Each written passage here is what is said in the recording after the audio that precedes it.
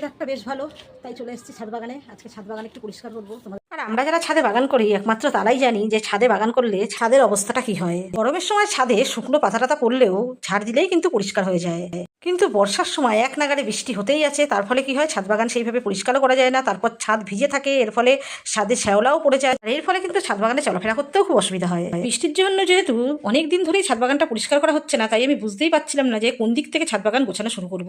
তো দেখো, আমার ছাদ বাগানে এরকম একটা বসার জায়গা আছে।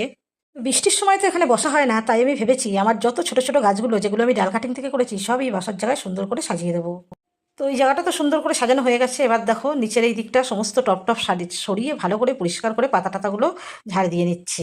ছাদে বাগান করলে মাঝে মাঝেও কিন্তু এই কাজটি করতে হয়, নাইলে ছাদ বড্ড অগোছালো অপরিচ্ছন্ন থাকে, ছাদেরও অনেক সময় ড্যাম্প পড়ে যায়। এখনই আমি মাঝে মাঝে প্রতিটা টব এদিক থেকে ওদিক সরিয়ে সরিয়ে রাখি, ওগুলোকে সব সুন্দর করে সাজিয়ে দিয়েছি।